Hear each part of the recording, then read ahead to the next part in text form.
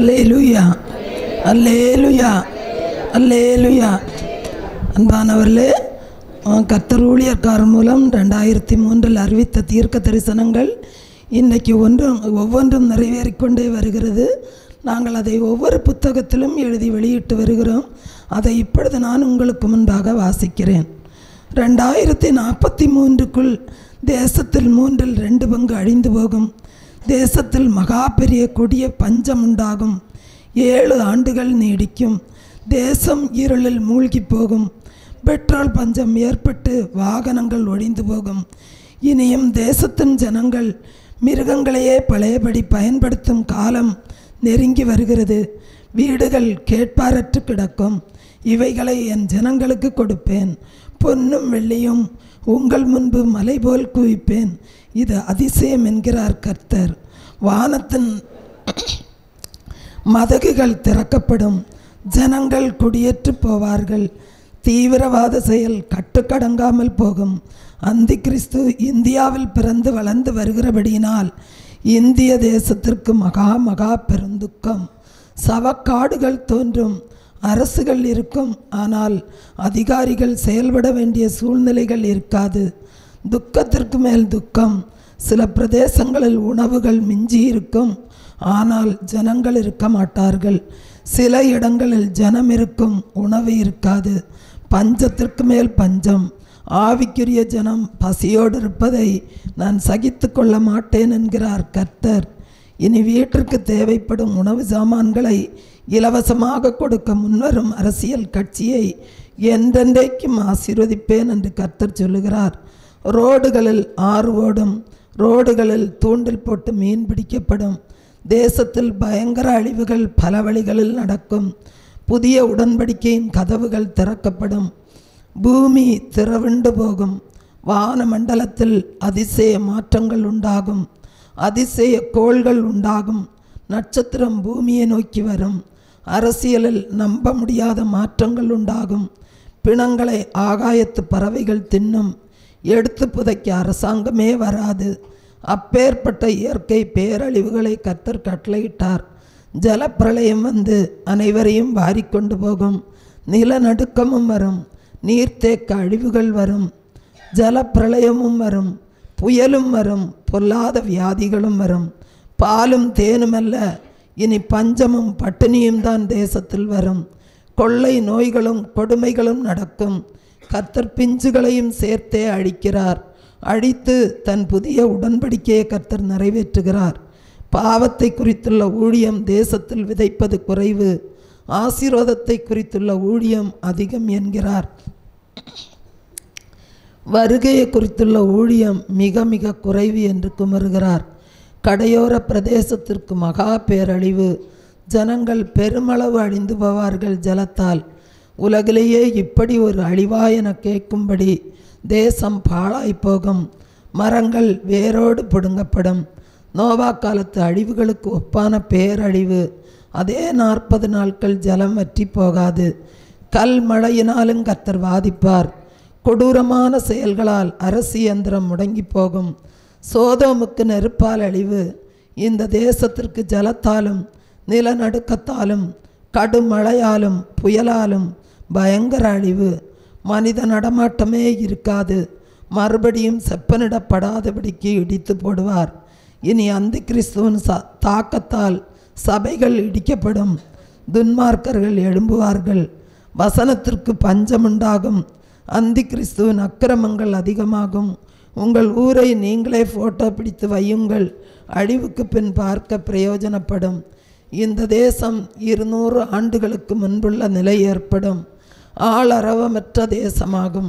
மிஞ்சி இருக்கிற கொஞ்சம் ஜனம் ஏன் தான் வாழ்கிறோம் என்று சொல்லி தவிக்கிற அங்கலாய்க்கிற காலம் இதோ சமீபமாகும். சில பகுதிகளில் பிணங்கள் மீன்கள் போல் நெல்மணிகள் போல் கிடக்கும். குடும்ப கட்டுப்பாடு ஒழிந்து போகும்.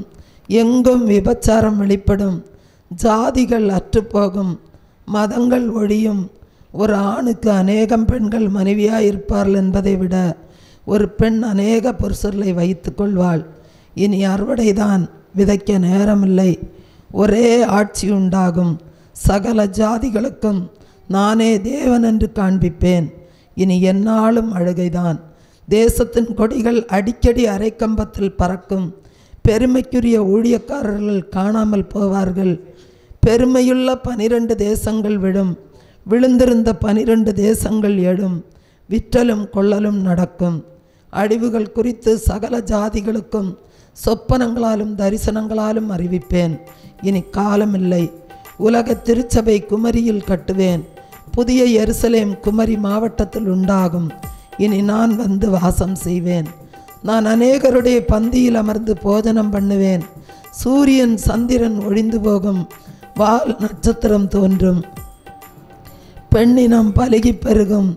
ஆணினம் முற்றிலும் குறைந்து போகும். திருமண பந்தங்கள் ஒழிந்து போகும். சட்டத்தின் கொடுமைகள் உண்டாகும். கர்த்தரின் ஜனம் சிறைபிடிக்கப்படும். நிலை நிற்கிறவனுக்காக கர்த்தர் யுத்தம் செய்வார். தீவுகள் காணாமல் போகும். வரைபடங்கள் சுருங்கி போகும். மதுரைக்கும் திருச்சிக்கும் நிலநடுக்கம் உண்டாகும். தேசத்தை இஸ்மவேல் ஆளுவான். அதாவது இந்தியாவை முஸ்லீம் ஒருவன் ஆளுகைக்கு கொண்டு வருவான். இது நடக்கும். இது அதிர்ச்சியாயிருக்கும் உங்களுக்கு. இந்தியாவிலே இவன் கொடி பறக்கும். இவன்தான் 666. இந்தியாவில் யுத்தம் உண்டாகும் என்பது நிச்சயம். சென்னை ஒழியும். ஜலத்தால் மூழ்கும். இலங்கை சமுத்திரத்தால் மூழ்கும். கடற்கரை ஜனங்களுக்கு ஐயோ. புதிய சென்னை உருவாகும். கோவை குலுங்கும். விக்கிரகங்கள் பூமியில் புதையுண்டு போகும். மலைகள் குன்றுகள் பெயர்த்து போடப்படும். ஜெபிக்கிறவரிடத்தில் அந்தி கிறிஸ்து பொய் அபிஷேகத்தை ஊற்றுவான். அவன் வல்லமையாய் இருதயத்தை ஆளுவான். இச்சைகள் பெருகி சிறு பிள்ளைகள் கற்பந்தரிப்பார்கள். அநியாயம் தலைவிரித்தாடும். நீதி தேடினாலும் கிடைக்காது. நீ எல்லா பக்கங்களிலும் கட்டப்படுவாய். சிறையிருப்புகள் உன்னை சூழ்ந்து கொள்ளும். பெற்றோருக்கு முன்பாக பிள்ளைகள் விபச்சாரம் செய்வார்கள். இதை கண்கள் காணும். தூய்மையான அன்பு வற்றி போகும். அவனவன் தன் சுய இச்சையின்படி நடப்பான். பாதாளங்கள் திறக்கும். சத்துரு சிங்கம் போல் எழுவான். பெருங்காற்று வீசி பூமியை பெயர்த்து போடும். உன் சமாதானம் எடுத்து போடப்படும். ஊழியக்காரர்கள் மேல் அரசு அம்புகளை தொடுக்கும். விக்கிரகங்களின் கொடி பறக்கும். வியாதி என்ற கொடி பறந்து தினம் தினம் செத்து வீழ்வார்கள். மருத்துவமே குழம்பி தவிக்கும். கொள்ளை வியாதிகளை கண்டு ஜனங்களை திகிலும் கலக்கமும் பிடிக்கும். காயினை போல் நிலையற்றவனாய் அலைவாய். செங்கடல் மறுபடியும் விளக்கும். குமரிக்கு ஐயோ. கடையலுக்கு ஐயோ. தேசத்தில் ஒருபிடி ஜனங்கள் மீதியாயிருப்பார்கள். கிறிஸ்தவன் தமிழ்நாட்டை ஆளுவான் என்பதே. அன்பானவர்களே, இந்த புத்தகமானது 292 பக்கத்தில் வெளிவருகிறது. இந்த புத்தகம் உங்களுக்கு தேவைப்படுமாயின் 9442131629 என்ற நம்பருக்கு உங்கள் முகவரியை தெளிவாக பதிவிடவும். இந்த புத்தகம் உங்களுக்கு அனுப்பி வைக்கப்படும். இந்த புத்தகத்தின் தபால் செலவு 25 ரூபாய். இந்த புத்தக ஊழியத்தை நீங்களும் தாங்க விரும்பினால் 100 புத்தகம், 500 புத்தகம், 1000 புத்தகம், இன்னும் உங்கள் திராணிக்கு ஏற்றபடி இந்த புத்தக ஊழியத்திற்காக உங்கள் காணிக்கைகளை நன்கொடைகளாக கொடுத்து இந்த ஊழியத்தை நீங்கள் தாங்கலாம். மேலும் ஜீவ ஒளி தொலைக்காட்சி 24 மணி நேரமும் கேபிள் டிவிகளில் ஒளிபரப்பப்பட்டு கொண்டிருக்கிறது. அரசு cable 598, TCCL 740, VK digital 720, CTN 813, Aristo 625, GTPL 984, SCV 179, Akshaya 675, Jack 94. இப்படிப்பட்ட கேபிள் டிவிகளில் நீங்கள் 24 மணி நேரமும் ஜீவ ஒளி தொலைக்காட்சியை நீங்கள் பார்க்கலாம். மேலும் ஸ்மார்ட் டிவி ஆப்ஸுகளிலும் நீங்கள் இந்த ஜீவ ஒளி தொலைக்காட்சியை பார்க்கலாம். Android TV, Google TV, Airtel Xtreme, Tata placing, Amazon fire TV, rohu, Jio setup box, apple TV, LG smart TV, apple TV, Samsung smart TV, Huygens இப்படிப்பட்ட ஸ்மார்ட் டிவி ஆப்ஸுகளிலும் நீங்கள் இந்த ஜீவ ஒளி தொலைக்காட்சியை கண்டுகளிக்கலாம். அன்பானவர்களே, இன்றைக்கு வாசிக்கும்படியாக நாம் எடுத்துக்கொண்ட அதிகாரம் சங்கீதம் 34வது அதிகாரம் 18வது வசனம், சங்கீதம் 34:18. நொறுங்குண்ட இருதயமுள்ளவர்களுக்கு கர்த்தர் சமீபமாயிருந்து நறுங்குண்ட ஆவியுள்ளவர்களை ரட்சிக்கிறார். அன்பானவர்களே,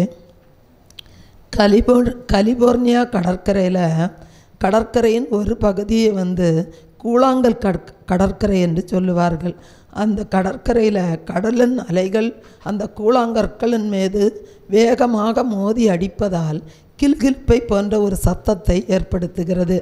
அந்த கடல் அலையில் அகப்பட்ட அந்த கூழாங்கற்கள் அங்கும் இங்கும் உராய்ந்து தேய்ந்து மிகவும் அது பளபளப்பாக மாற்றப்படுகிறது.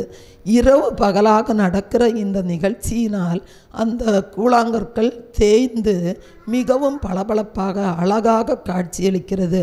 அங்கு வருகிற சுற்றுலா பயணிகள் அந்த கூழாங்கற்களின் அழகை பார்த்து அந்த கற்களை சேகரிக்கிறார்கள்.